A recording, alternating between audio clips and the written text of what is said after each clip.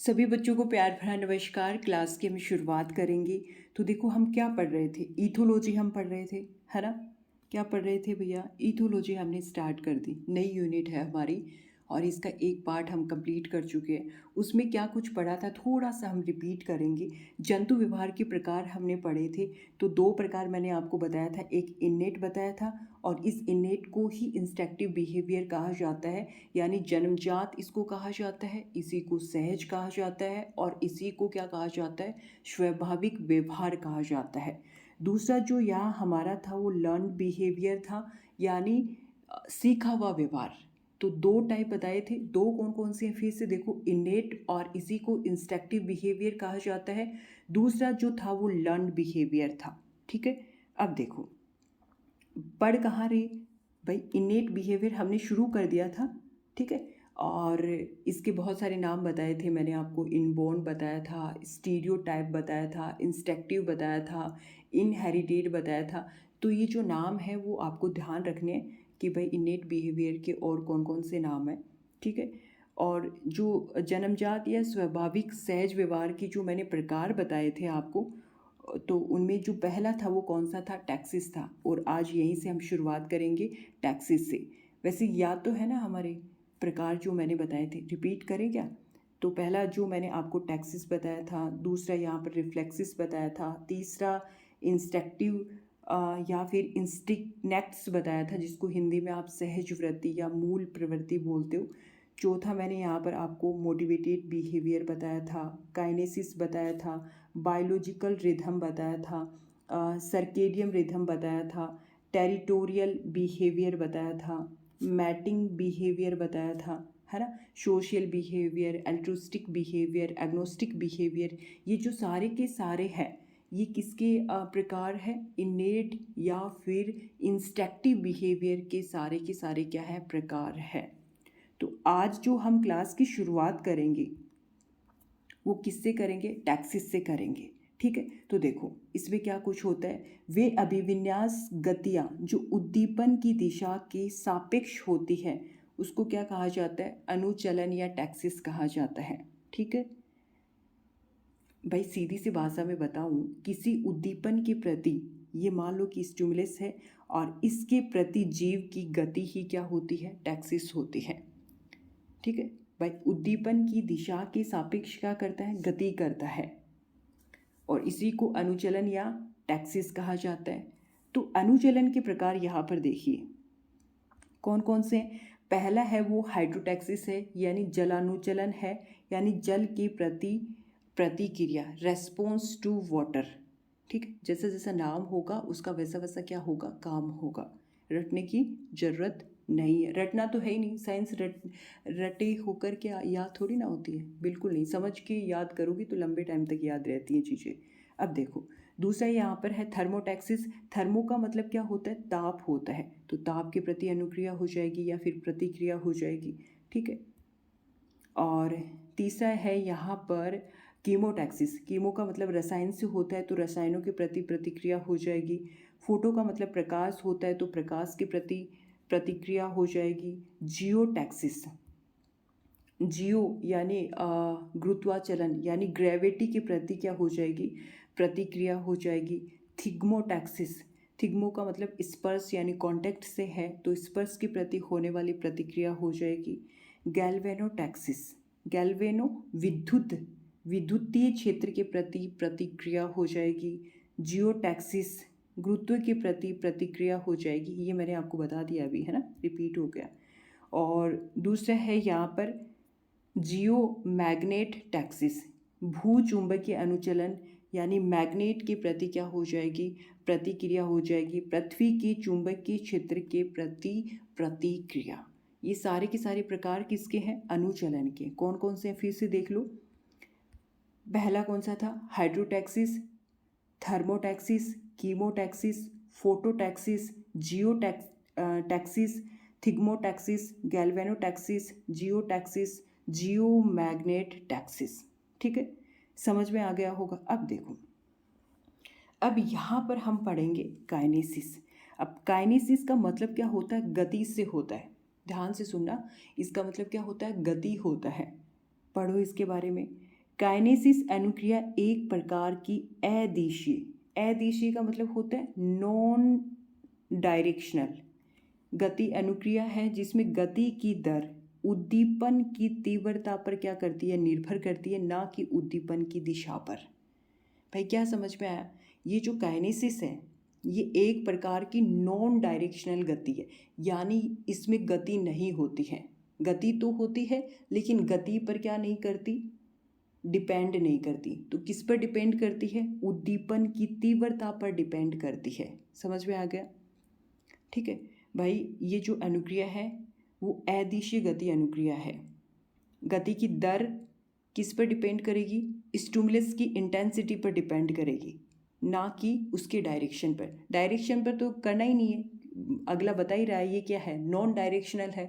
दिशा इसमें क्या करती है, मैटर ही नहीं करती है ना।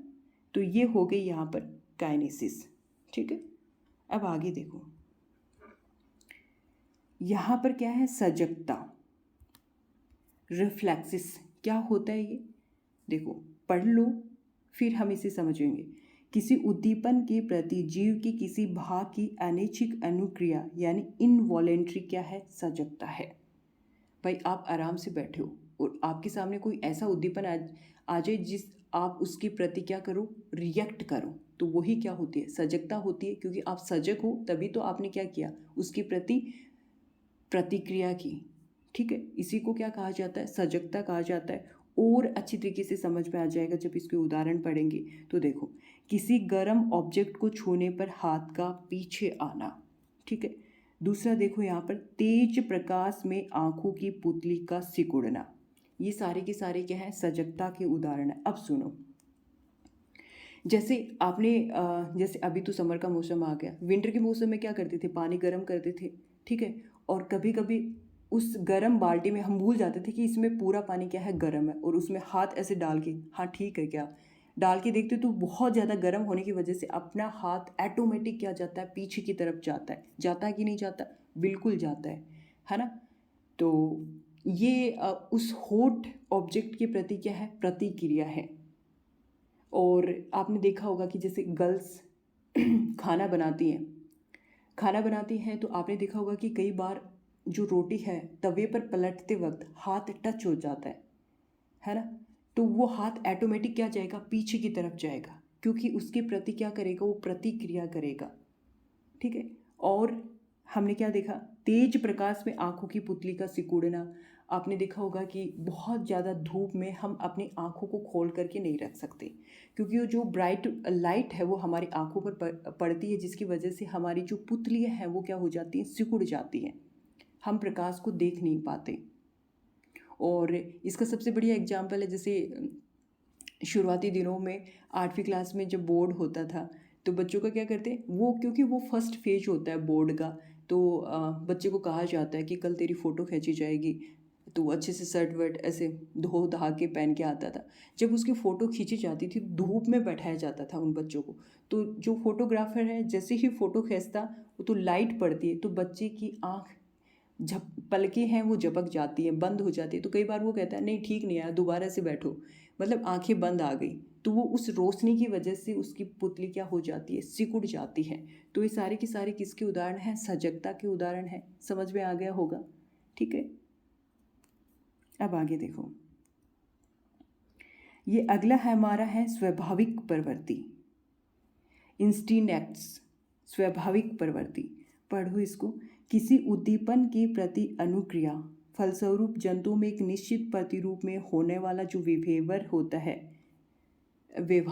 है, बिहेवियर होता है, वो क्या होता है, जन्मजात होता है। भाई उद्दीपन के प्रति अनुक्रिया के फलस्वरूप जंतुओं में एक निश्चित प्रतिरूप में होने वाला जो व्यवहार है, बिहेवियर है, वो क्या होता है, जन्मजात होता है। ठीक है, जब हम इसको पढ़ेंगे ना, इसके एग्जाम्पल समझ में आ जाएगा। इसके बारे में कोनार्ड लोरेंज ने बताया, किसके बारे में, कि भाई वो एक जो अनुक्रिया है वो क्या होती है, निश्चित होती है, निश्चित रूप से होती है। उसी को कोनार्ड लोरेंज ने फिक्स एक्शन पैटर्न के बारे में बताया। शॉर्ट में इसको क्या कहा जाता है, FAD कहा जाता है। ठीक है, इम्पोर्टेंट भी है ये। अब देखो, जब एग्जाम्पल पढ़ेंगे ना तो और समझ में आ जाएगा। अब देखो, ये एक ऐसी प्रकार की स्वाभाविक प्रवृत्ति है जो किसी जाति के सभी सदस्यों में क्या पाई जाती है, देखने को मिलती है। ठीक है भाई, ये स्वाभाविक प्रवृत्ति है और जाति के सभी सदस्यों में ये देखने को मिलती है। और इसके बारे में कोनार्ड लोरेंज ने बताया और उसको इसने जो नाम दिया था वो फिक्स एक्शन पैटर्न है, एफएडी इसको कहा जाता है। अब देखो एग्जाम्पल देखिए इसके।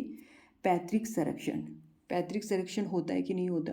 बिल्कुल होता है। जैसे मान लो कि आपके पापा है, ठीक है, आपके क्या है, पापा हैं। अब जैसे आप अभी बच्चे जो तैयारी कर रहे हैं तो उनकी जो अराउंड जो एज है भाई, फर्स्ट ग्रेड की जो बच्चा तैयारी कर रहा है तो 25, 33, 35 के बीच के बच्चे होते हैं, वो इसकी क्या कर रहे हैं, प्रिपरेशन कर रहे हैं। ठीक है, तो अब जैसे ये बच्चे वैसे तो अपने कमाने लायक है ना भाई, इनकी इतनी एज है कि ये पूरी तरीके से क्या है, मैच्योर है, अपना काम कर सकते हैं।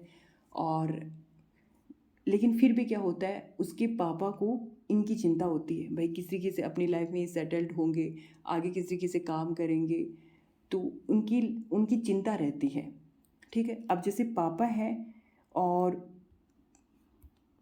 आपके दादाजी, अब जैसे मान लो कि आपके पापा की एज जैसे 52 के अराउंड है, ठीक है, और दादाजी की मान लो कि 72 है या फिर 70 है, ऐसा मान लो आप, है ना। तो जो दादाजी हैं उनको अपने बेटे की चिंता होती है कि ये कैसे करेगा, इसके जैसे बड़े बच्चे होंगे, इनकी शादी किस तरीके से करेगा, तो इनको भी इनकी क्या होती है, टेंशन होती है। और इनको भी ये जो इनके बच्चे हैं इनकी टेंशन होती है कि नहीं होती? तो ये एक पेरेंटल केयर है जो कि ह्यूमन बीइंग में देखने को मिलती है और इसी तरीके की एनिमल्स में भी देखने को मिलती है। तो ये एक तरीके का क्या होता है, पैतृक संरक्षण होता है। ठीक है, अब दूसरा देखो, बया द्वारा झूलता घोंसला बनाना। आपने देखा होगा कि जो बया है ना, वो इतना खूबसूरत घोंसला बनाता है। वाकई में इस तरीके की जो कलाकारी है वो कम ही देखने को मिलती है, कमाल की कलाकारी का घोंसला बनाती है। तो इसको सिखाया नहीं जाता कि भाई इस तरीके से बना, नहीं, इसके जीन के अंदर होता है, ये स्वाभाविक प्रवृत्ति इनमें पाई जाती है कि वो इसी तरीके का क्या बनाती है, घोंसला बनाती है, लंबी लंबी घास लेकर के उसको इस तरीके से सील देती है कि भाई कमाल बना देती है उस घोंसले को, है ना। तो ये इनमें एक स्वाभाविक प्रवृत्ति देखने को मिलती है। मकड़ी द्वारा जाल बनाना, मकड़ी, अब मान लो कि बहुत सारी मकड़ियाँ हैं, उनमें से एक छोटी सी मकड़ी, बहुत नन्ही यानी न्यू बोर्न मकड़ी को वहाँ से निकाल लो और कहीं और उसको डाल दो। ठीक है, तो क्या वो जाल घोंसला नहीं बनाएगी क्या? नहीं सॉरी, घोंसला क्या, वो जाल नहीं बनाएगी क्या? बिल्कुल बनाएगी। कहीं पर भी ले जाओ मकड़ी को आप, बिल्कुल जन्म देते ही न्यू बॉर्न बेबी मकड़ी को वहाँ से निकालो और कहीं और डाल दो, फिर भी वो क्या करेगी, जाल बनाएगी, क्योंकि उसमें ये स्वाभाविक प्रवृत्ति है जो कि जाल बनाने की उसमें पाई जाती है। ठीक है, मोर द्वारा नृत्य करना। अब मोर द्वारा नृत्य करना, मोर नृत्य क्यों करेगा, मैटिंग के लिए करेगा, वो मोरनी को राजी करेगा। भाई जब शीत ऋतु आती है और बारिश के सीज़न में, है ना भाई, बारिश के सीज़न में इनका मैटिंग पीरियड होता है मोरनी का। तो ये क्या करेगा, मोर क्या करेगा, जैसे बारिश होगी तो अपने पंख फैला करके नाचेगा ताकि मोरनी उसकी तरफ अट्रैक्ट हो और वो उसको मैटिंग के लिए क्या करे, तैयार करे। तो इनमें ये एक स्वाभाविक प्रवृत्ति होती है जो देखने को मिलती है। मोर है वो मोरनी को रिझाने के लिए क्या करता है, डांस करता है ना। अब देखो, सांप से डर। 99% ऐसे लोग होते हैं जिनको सांप का नाम लेते ही डर लगता है, पसीना आ जाता है। 1% ऐसे होते हैं जिनको डर नहीं लगता, वो तो एक्सेप्शन में आ जाएंगे, बट सांप से डर लगता है। अब सडनली सामने से जा रहा है और कोई सांप आ रहा है तो आप अचानक से उसमें क्या हो जाएगा, डर पैदा हो जाएगा अपने अंदर, क्योंकि भावना, एक तो ये भ्रांति है सांप काटते ही क्या हो जाएगा, मर जाएगा। लेकिन सांप 70% तो नॉन पॉइजनस ही होते हैं, बाकी 30% ऐसे होते हैं जो पॉइजनस होते हैं। तो वैसे डर लगता है, ये क्या है, एक स्वाभाविक प्रवृत्ति है। सॉन्ग्स ऑफ बर्ड, पक्षी हैं वो गाना गाते हैं, है ना, तो ये इनमें एक स्वाभाविक प्रवृत्ति पाई जाती है। माइग्रेशन, प्रवास। अब आपने देखा होगा कि साइबेरियन सारस, ये सुना होगा, देखा नहीं होगा तो सुना होगा, शुरुआती दौर से हम पढ़ते आ रहे हैं। कि साइबेरिया, जो साइबेरियन सारस होते हैं वो अंटार्कटिका में जब बहुत ज़्यादा ठंड हो जाती है तो भारत की तरफ प्रवास करते हैं, क्योंकि भारत में उस वक्त जो मौसम होता है वो गर्म होता है, तो वो अपने बॉडी टेम्परेचर को मेंटेन करने के लिए यहाँ आ जाते, इतनी दूर आ जाते। यानी उनको ये थोड़ी ना कहा जाता है वे भारत में गर्म है अब चले जाओ, नहीं, ये उनमें स्वाभाविक प्रवृत्ति होती है। जैसे ही यहाँ पर टेम्परेचर बदलता है तो ये वापस अंटार्कटिका की तरफ क्या हो जाते हैं, चले जाते हैं। तो इनमें माइग्रेशन देखने को मिलता है साइबेरियन सारस में। शीत निद्रा, हाइबरनेशन, तो जैसे बहुत ज़्यादा टेम्परेचर, यानी बाहर टेम्परेचर कम हो जाता है, भाई सर्दियों में क्या होता है, इन्वायरमेंट में टेम्परेचर कम होता है, कम हो जाता है तो एनिमल्स अपनी बॉडी टेम्परेचर को रेगुलेट करने के लिए हाइबरनेशन स्टेज में चले जाते हैं। ठीक है, तो इस तरीके का इनमें एक स्वाभाविक प्रवृत्ति पाई जाती है। ठीक है, अब ये समझ में आ गया होगा आपको, ये स्वाभाविक प्रवृत्ति किसी उद्दीपन के प्रति अनुक्रिया के फलस्वरूप जंतुओं में एक निश्चित प्रतिरूप में होने वाला व्यवहार जो कि जन्मजात होता है। समझ में आ गया ना। अब देखो ये भी पढ़ लो। इसी तरह मधुमक्खियों में भी अपना छत्ता बनाना सीखती नहीं है, इनमें बस जन्मजात ये सब आता है, उन्हें ये गुण जीनों से अर्जित होते हैं। पर इसी तरीके से जो मधुमक्खियाँ हैं वो छत्ता बनाना सीखती नहीं है, जेनेटिक में होता है, उनके जीन में होता है कि वो क्या बनाती हैं, छत्ता बना लेती हैं। तो ये एक इनमें स्वाभाविक प्रवृत्ति होती है जो कि क्या होती है, जन्मजात होती है। अगला देखो, टेरिटोरियल बिहेवियर, क्षेत्रीयता बिहेवियर। इसमें क्या होता है, अपने क्षेत्र को बचाने के लिए इनमें इस तरीके का बिहेवियर देखने को मिलता है। इसमें क्या होता है, देखो, अपनी ही जाति के सदस्यों से या अन्य जाति के सदस्यों से अपनी टेरिटरी की ये क्या करते हैं, सुरक्षा करते हैं। फीडिंग एंड मैटिंग के लिए एनिमल अपनी टेरिटरी की क्या करते हैं, सुरक्षा करते हैं। ठीक है, उदाहरण, प्रजनन के वक्त अपने ही क्षेत्र की सुरक्षा सबसे अधिक देखने को मिलती है। क्या समझ में आया। देखो, जो टेरिटोरियल बिहेवियर होता है इसमें क्या होता है कि जैसे मान लो ये कोई ग्रुप है, ठीक है, इसमें 10-15 एनिमल्स हैं जो कि ग्रुप बना करके रहते हैं। ठीक है, अब ये जो ग्रुप है ना, इसमें ये क्या करते हैं कि बाहर से कोई आता है ना उसको अंदर नहीं आने देते, ये अपने ग्रुप में उसको शामिल नहीं करते, क्योंकि उनको डर रहता है कि ये अपनी टेरिटरी को क्या करेगा, नुकसान कर सकता है। तो ये अपना फ़र्ज समझते हैं कि बाहर वाले जो एनिमल्स हैं उनको अपनी टेरिटरी के अंदर शामिल नहीं किया जाना चाहिए, या फिर ये नहीं करते हैं। इनमें ये पाया जाता है जो कि क्षेत्रीय व्यवहार को दर्शाता है। समझ में आ गया। देखो, मैटिंग और फीडिंग के लिए ये एनिमल अपनी ही टेरिटरी से क्या करते हैं, सुरक्षा करते हैं। देखो, जब इनमें फीडिंग टाइम होता है और मैटिंग टाइम होता है तो ये अपनी ही टेरिटरी के जो एनिमल्स होते हैं ना उनको भी आसपास फटकने नहीं देते।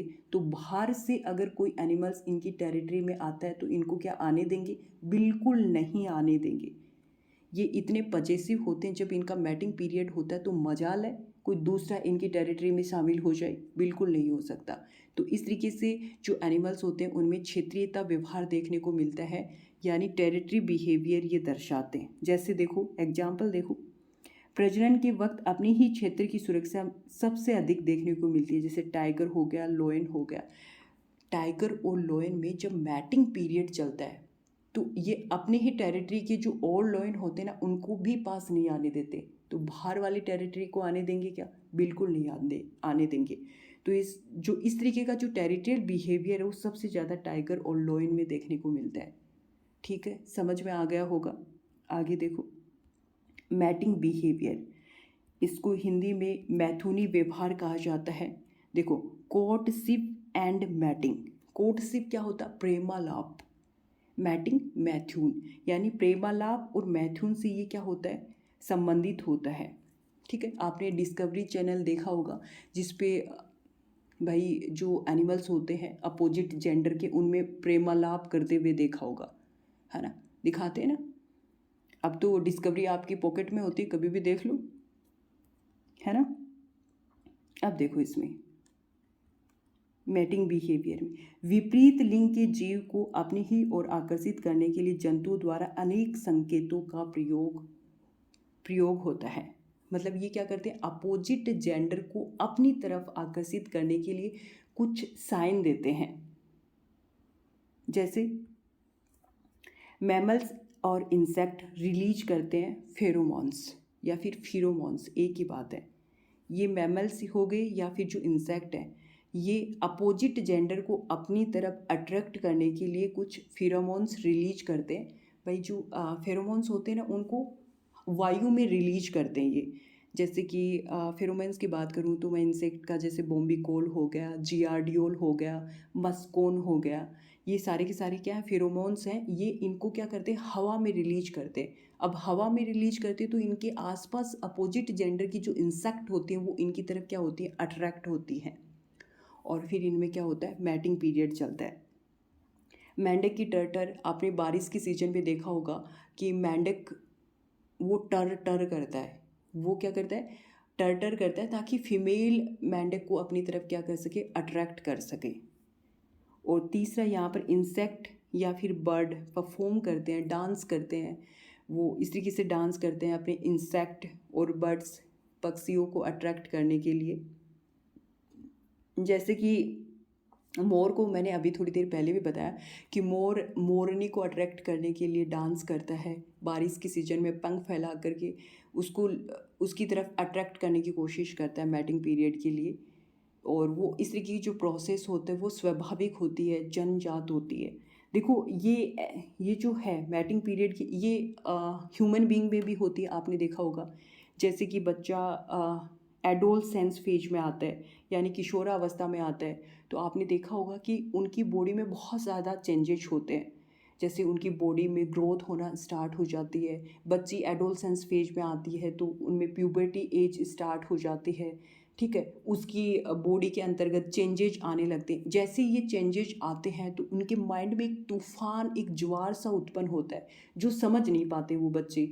अगर उनके पेरेंट्स बहुत ज़्यादा मतलब नॉलेजेबल हैं, उनको बता सकें इन चीज़ों के बारे में। जो टाइम पीरियड होता है एडोलसेंस फेज का, किशोर अवस्था का, वो बहुत नाजुक होता है। इसमें बच्चे को समझ नहीं आता कि मुझे क्या करना चाहिए और क्या नहीं करना चाहिए। तो वो इस फेज में गलत भी कर सकता है और सही भी कर सकता है। अगर उसको अच्छी गाइडेंस मिले तो वो सही ट्रैक पे जा सकता है, वरना वो गलत ट्रैक भी पकड़ सकता है। क्योंकि हार्मोन लेवल का जो इंटेंसिटी होती है, जो तीव्रता होती है, वो इतनी तेज होती है कि वो समझ नहीं पाता कि मेरे साथ क्या कुछ हो रहा है। क्यों, एक तो वो नई एज में प्रवेश करता है। जैसे लड़का हो गया तो दाढ़ी मूंछों का आना हो जाता है, उसकी हाइट बढ़ना स्टार्ट हो जाती है। गर्ल्स में बहुत सारे चेंजेस होते हैं प्यूबर्टी एज के दौरान। तो वो एक नयापन होता है उसके बीच में। तो पेरेंट्स की जिम्मेदारी बनती है कि उस वक्त उन बच्चों के क्या रहे, साथ रहे। डराने और धमकाने की बजाय उन्हें समझ से काम दे और उनके साथ रहे। वो टाइम पीरियड वाकई में बहुत नाजुक होता है। अपोजिट जेंडर की तरफ जो अट्रैक्शन होता है वो उसका मेन साइन एडोलसेंस फेज होती है, किशोरावस्था होती है। ठीक है, तो इस तरीके की जो चेंजेस हैं वो देखने को मिलते हैं। तो वो एनिमल्स में भी होते हैं और वो ह्यूमन बीइंग में भी होते हैं। ठीक है, अच्छे से क्लियर हो गया होगा पॉइंट। अब देखो आगे चलो। मोटिवेटेड बिहेवियर, इसको प्रेरित व्यवहार कहा जाता है। ठीक है, पढ़ लो एक बार इसको। ऐसे व्यवहार प्रतिरूप जो किसी बाह्य कारक के द्वारा प्रेरित हो उन्हें प्रेरित व्यवहार यानी मोटिवेटेड बिहेवियर कहा जाता है। ठीक है, ऐसे कारक जो मोटिवेटेड बिहेवियर को स्टार्ट करते हैं उन्हें क्या कहा जाता है, रिलीज फैक्टर कहा जाता है। समझ में आ गया भाई। किसी बाह्य कारक के द्वारा क्या होते हैं, प्रेरित होते हैं। अब प्रेरित होते हैं तो इसको मोटिवेटेड बिहेवियर कहा जाता है। मोटिवेटेड बिहेवियर को स्टार्ट जो कारक करते हैं उनको रिलीज फैक्टर कहा जाता है। समझो, जैसे मान लीजिए मैं पढ़ा रही हूँ, आपको स्टडी करवा रही हूँ, तो कोई ऐसा बच्चा हो सकता है जिसको मेरा पढ़ाने का तरीका अच्छा लगा हो, तो वो ये कहता है कमाल है यार, मैडम क्या पढ़ा रही है, अच्छा पढ़ा रही है ना। अच्छा पढ़ा रही है तो मोटिवेटेड होकर उसको ऐसा लगता है कि आगे चल कर के मैं भी ऐसा ही पढ़ाने की कोशिश करूँगा। तो वो उसके लिए किसका स्रोत करेगा, मोटिवेशन का स्रोत करेगा। ठीक है, पढ़ाने का जो तरीका है वो उसके लिए क्या हो जाएगा, बाह्य कारक हो जाएगा। और इसके अलावा आप इसे इस तरीके से समझ लो, मान लीजिए कि आपने जैसे कलाम साहब हैं, हमारे राष्ट्रपति, पूर्व राष्ट्रपति थे, साइंटिस्ट भी थे, तो कोई बच्चा उनकी साइंटिफिक जीवनी से प्रेरित होकर के अपने दिमाग में टारगेट बना ले कि मुझे कलाम साहब जैसा बनना है, ठीक है, मुझे साइंटिस्ट बनना है, तो वो उनके लिए क्या हो जाएगा, एक मोटिवेशन का काम करेगा, वो उनका टारगेट मोटिवेशन का काम करेगा। जैसे मान लीजिए कि और एग्जांपल ले लीजिए, जैसे कोई फैटी गर्ल है ना, और उसने किसी हीरोइन को देख लिया जो स्लिम है, फिटेड है, तो वो क्या करेगी, वो ऐसे सोचेगी, उससे अगर अट्रैक्ट हो गई उनकी कोई पिक्चर देख करके, तो उसे ऐसा लगेगा यार मुझे भी इतना क्या बनना है, फिटेड बनना है, तो वो उसके मोटिवेशन का कारक बनेगा, उसकी फिटनेस, है ना, तो वो उससे क्या हो जाएगा, वो उसके लिए मोटिवेशन का काम करेगी, ठीक है। तो इस तरीके से जो बाह्य कारक है वो आपको मोटिवेटेड कर रहे हैं किसी काम के लिए, तो वो उसके लिए क्या हो जाएगा, मोटिवेशन फैक्टर का काम करेगा, ठीक है। अब देखो बाह्य कारक में इसमें गंध हो गया, सुनना हो गया, दृश्य हो गया, ठीक है, ये सारे के सारे यहाँ पर बाह्य फैक्टर का काम करेंगे। दृश्य देख करके किसी चीज़ को मोटिवेट हो गए, सुन करके किसी चीज़ को मोटिवेट हो गए, गंध से किसी चीज़ के लिए मोटिवेटेड हो गए, तो ये सारे के सारे यहाँ पर क्या करेंगे, बाय फैक्टर का काम करेंगे। अगला देखो, सोशल बिहेवियर इम्पोर्टेंट है, एग्जाम के पॉइंट ऑफ व्यू से बहुत ज़्यादा इम्पोर्टेंट है, लगा लो, वेरी वेरी इम्पोर्टेंट। देखो, सोशल बिहेवियर हिंदी में आप सबको पता है इसको क्या कहा जाता है, सामाजिक व्यवहार कहा जाता है। एक साइंटिस्ट थे टिनबर्जन के अनुसार किसी जाति के एक सदस्य का उसी जाति के अन्य सदस्य के साथ होने वाली कोई भी क्रिया अंतः क्रिया सामाजिक व्यवहार कहलाती है। क्या समझ में, मान लो ये कोई जाति है, जाति का ये कोई सदस्य है, ठीक है, और ये सदस्य किसी अन्य इसी जाति के अन्य सदस्य के साथ में इसका कोई इंटर रिलेशनशिप हो, वही क्या कहलाता है, सामाजिक व्यवहार कहलाता है। समझो इसे, एग्जाम्पल से बहुत अच्छी तरीके से समझ में आ जाएगा। देखो, हनी बी सोशल इंसेक्ट है, सामाजिक कीट है, बिल्कुल बहुत बढ़िया एग्जाम्पल है हनी बी। अब देखो, ये जो हनी बी होती है, इनमें क्या होता है, क्वीन होती है, रानी होती है, और एक इनमें क्या होता है, ड्रोन होता है, और एक इनमें होता है वर्कर्स। यानी यहाँ पर क्या होते हैं, 3 होते हैं, यानी क्वीन यानी रानी हो गई, एक क्या हो गया, ड्रोन हो गया, बाकी जो बचे सारे के सारे क्या हो जाते हैं, वर्कर्स हो जाते हैं। अब ये क्वीन क्या करती है, इस ड्रोन के साथ में मैटिंग करेगी, मैथ्यून की प्रोसेस करेगी, मैथुनी क्रिया करेगी, किसके साथ में, ड्रोन के साथ में करेगी, ठीक है। अब ये जो ड्रोन के साथ में करेगी तो क्या देगी, अंडे देगी, ठीक है। अब ये ड्रोन क्या करता है, इसका काम तो सिर्फ यही है कि क्वीन के साथ क्या करनी है, मैटिंग करनी है, बाकी और कोई काम धाम नहीं करता ये ड्रोन, ठीक है। बाकी जो काम करते हैं वो वर्कर्स करते हैं। ये वर्कर्स क्या करते हैं, ये जो रानी अंडे देती है इनकी देखभाल करने का जो काम है और न्यूट्रिशन का जो काम है वो सारा का सारा कौन करते हैं, वर्कर्स करते हैं। तो ये इनमें एक सोशल बिहेवियर पाया जाता है। भाई रानी तो अंडे दे रही है, उसका देखभाल का काम कौन कर रहा है, वर्कर्स कर रहे हैं, ठीक है। भाई जो इनकी जो कॉलोनी है उसकी देखभाल का काम कौन करेगा, वर्कर्स करेगा, ठीक है। तो हनी बी में सोशल बिहेवियर देखने को मिलता है। और देख लो इसके एग्जाम्पल, ग्रुप ऑफ लायन, आपने देखा होगा बड़े एनिमल का अगर शिकार करना होता है तो अकेला शेर नहीं करता भैया, वो अपनी टेरिटरी को लेकर के जाता है कि यहाँ पर अपन को क्या होगा, वहाँ पर वो अपनी टेरिटरी को लेकर के जाता है। जब उन्हें बड़ा शिकार करना होता है तो वो क्या, जैसे भैंसे का शिकार करना हो तो अकेला लॉयन नहीं करता, वो अपनी टेरिटरी के साथ में करता है, कोई पूंछ पकड़ेगा, कोई मुंह पकड़ेगा, कोई टैंग पकड़ेगा। तो इस तरीके से जो ग्रुप ऑफ लॉयन है, और इसी को क्या कहा जाता है, प्राइड कहा जाता है। मतलब ग्रुप में जो अटैक करते हैं इसको प्राइड कहा जाता है। ग्रुप ऑफ एलिफेंट, मतलब जो हाथी है वो ग्रुप में अटैक करते हैं तो इसको हियर्ड कहा जाता है, ठीक है। तो आपने देखा होगा कि हाथी है वो किधर पाए जाते हैं, दक्षिण भारत की तरफ ज़्यादा पाए जाते हैं, कर्नाटका साइड में। तो वहाँ पर इस तरीके की प्रोसेस देखने को मिल जाती है वहाँ के जंगलों में, ठीक है। तो यहाँ पर ये सारे के सारे किसके एग्जाम्पल हैं, सोशल बिहेवियर के हैं। आई थिंक मैं ये मान के चल रही हूँ कि बहुत अच्छे से आपके पॉइंट्स क्या हो रहे हैं, क्लियर हो रहे हैं, ठीक है। अगला जो हमारा रहेगा वो एगोनिस्टिक बिहेवियर रहेगा। कौन सा रहेगा, एगोनिस्टिक बिहेवियर रहेगा। इसमें क्या होता है, देखो ये जो बिहेवियर है ये विवादास्पद जबरदस्ती का व्यवहार होता है। इसमें अग्रेसिव बिहेवियर देखने को मिलता है, आक्रामक व्यवहार देखने को मिलता है। यानी यहाँ पर ऑफेंस और डिफेंस दोनों शामिल होते हैं। किसमें, एगोनिस्टिक बिहेवियर में। यानी इसमें जो जीव एनिमल्स होते हैं उनमें बिहेवियर किस टाइप का होता है, अग्रेसिव होता है, आक्रामक होता है। यानी वो मार भी देते हैं और सुरक्षा भी करते हैं। तो इस तरीके का जो बिहेवियर होता है वो एगोनिस्टिक बिहेवियर होता है, ठीक है। अगला यहाँ पर हमारा रहेगा अल्ट्रुस्टिक बिहेवियर। इसको परोपकारी और परिहितवादी व्यवहार कहा जाता है। वैसे देखो इसका मैं लिखना भूल गई, लेकिन सुन लो आप, इसमें होता क्या है, जैसे ये मान लो कोई ग्रुप है ना। इस ग्रुप में बहुत सारे क्या है, एनिमल्स हैं।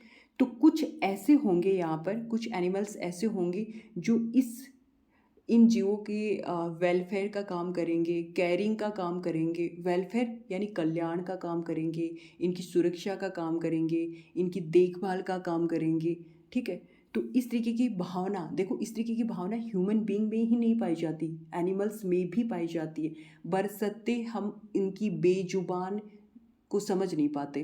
भाई बेजुबान होते, बोलते तो हैं लेकिन वो भाषा हमारी समझ थोड़ी ना आती है, वही बात है। बाकी एनिमल्स में भी परोपकार की भावना पाई जाती है, दया, करुणा, ममता, ये सारी चीज़ें एनिमल्स में पाई जाती। हम बस इतना है कि मनुष्य इनको समझ नहीं पाता। इतनी बुद्धि और इंटेलिजेंट होने के बाद भी मनुष्य इन एनिमल्स की भावनाओं को नहीं समझ सकता। तभी तो देखो, कभी आपने देखा होगा केरला की साइड में एक हथिनी थी जो कि प्रेग्नेंट थी और बस बच्चा होने ही वाला था, लेकिन उसको करंट दे करके मार दिया गया था। पिछले साल ये हाईलाइट रही थी ये न्यूज।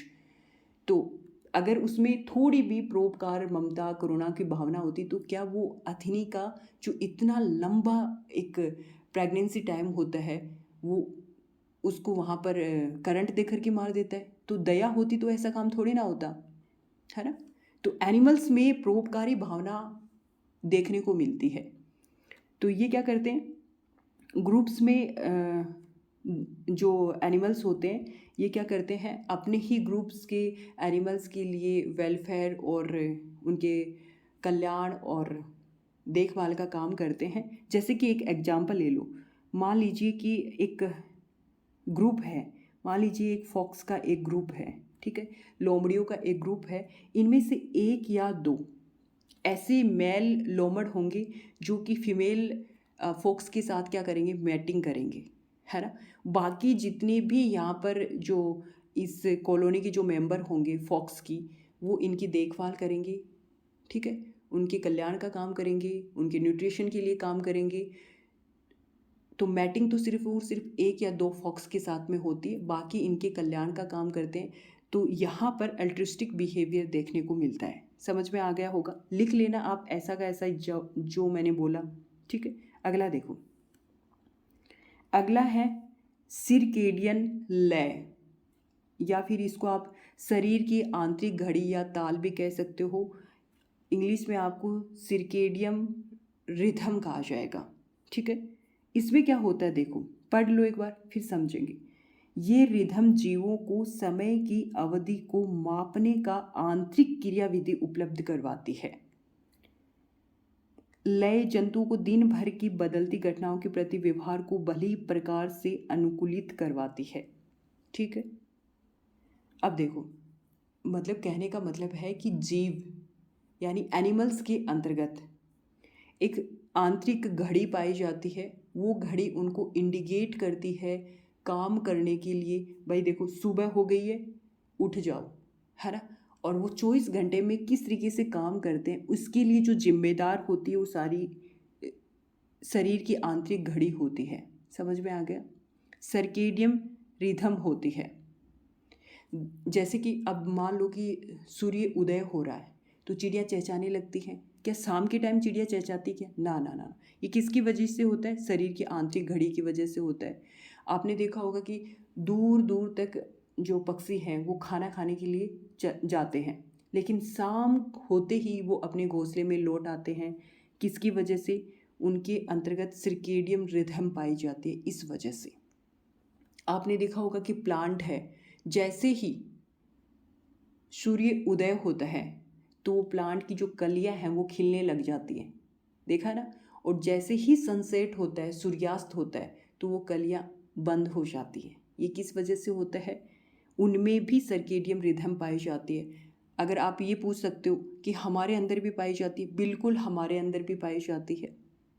और आपने देखा होगा कि शाम के टाइम आप दाना डाल दो पक्षियों को, क्या वो चुगने आएंगे? बिल्कुल नहीं आएंगे। और भोर होते ही डालो, सारे के सारे पक्षी दाना चुगने आ जाएंगे। ऐसा होता है ना, ऐसा देखा है ना आपने। तो वो सारे के सारा काम किसकी वजह से होता है? सर्केडियम रिदम की वजह से होता है। अब समझ में आ गया होगा। अब देखो इसके कुछ एग्जाम्पल लिखे हैं यहाँ पर मैंने। उदाहरण, पौधों में इस तरीके की आंतरिक घड़ी का प्रमाण पंखुड़ियों का भोर होने से खिलना और सांझ ढलने पर क्या हो जाना? बंद हो जाना। सर्केडियम रिदम की वजह से होता है। कई सारे जीव भोजन की खोज में प्रतिदिन क्या करते हैं? प्रवास करते हैं। तो ये भी किसकी वजह से होता है? सर्केडियम रिदम की वजह से होता है। रात्रिचर प्राणी रात को बाहर आते हैं और दिन में क्या करते हैं? सोते हैं। भाई रात के चरने वाले रात को ही आएंगे, दिन में थोड़ी ना आएंगे। उल्लू है, हमेशा रात को जगता है, सुबह तो नहीं जगता। ये सर्केडियम रिदम की वजह से होता है कि उसका प्रोसेस ऐसा ही, भाई आपको ऐसा ही करना है। जैसे हम उठते हैं, सुबह उठते हैं, अब हमारा तो कोई टाइम नहीं होता, हम अपनी आदत तो बिगड़ी हुई है। अब देखो जो एनिमल्स होते हैं वो खाते हैं, भाई जितना चारा खा लेते हैं, फिर वो बैठ जाते हैं और फिर शाम को ही खाते हैं, फिर वो जुगाली करते हैं पूरी रात भर, और फिर उनकी प्रोसेस सुबह वापस वैसे ही स्टार्ट हो जाती है। अब मनुष्य क्या करता है? दिन भर खाता रहता है, कभी भी दे तो वो खाता ही रहता है। मतलब उसकी आदत तो ऐसी बिगाड़ ली है उसने। बाकी तो हमारे अंदर भी ये पाई जाती है। सुबह हम भी उठते हैं, सारा काम करते हैं, लेकिन अपनी आदत हम खुद बिगाड़ लेते हैं। ऐसा होता है ना। तो ये था। यहाँ पर हमारा ये जो इनेट बिहेवियर है वो कंप्लीट हो जाता है। अगला जो हमारा बिहेवियर रहेगा वो कौन सा रहेगा? लर्न बिहेवियर रहेगा, सीखा हुआ व्यवहार रहेगा। देखो समझ में आ गया होगा। ये थ्योरेटिकल पोर्शन है, लेकिन फिर भी मैंने यहाँ पर हर पॉइंट क्लियर करने की कोशिश की है। तो मैं ये मान के चल रही हूँ कि आपको बहुत अच्छे से समझ में आ रहा है। बाकी मैंने कहा है आपको एक दिन की गैप लग जाए, अप्रैल में मैं आपको ये इथोलॉजी कंप्लीट करवा दूँगी। इट मीन्स कंप्लीट हो जाएगी, डोंट वरी। ठीक है, आप देखते रहिए। आपको अच्छा लगे तो आप कमेंट सेक्शन में कमेंट भी करा करो, ताकि मुझे भी पता चले कि भाई बच्चे देख रहे हैं, है ना। ऐसे तो मुझे कैसे पता चलेगा कि भाई आपको प्रॉब्लम क्या है, क्या दिक्कत आ रही है, कहाँ कुछ समझ में नहीं आ रहा है। बाकी एक बच्चे ने बोला कि पीडीएफ दे दो, तो पीडीएफ इथोलॉजी कंप्लीट होने के बाद में इथोलॉजी की एक फुल पीडीएफ बना करके टेलीग्राम पर मैं आपको डाल दूँगी। अगर आप चाहो तो टेलीग्राम ज्वाइन कर सकते हो, डिस्क्रिप्शन बॉक्स में आपको लिंक मिलेगा। आपका दिल कर रहा है तो ज्वाइन कर सकते हो। बाकी देखो बच्चे उसमें इतने ज़्यादा जुड़े हुए नहीं हैं, आपका मन कर रहा है कि वहाँ जुड़ना चाहिए तो जुड़ सकते हो, वो आपकी इच्छा पर डिपेंड करते हैं। ठीक है, तो देखो आज हमने क्या कुछ पढ़ा है, एक बार फिर से देखेंगे हम।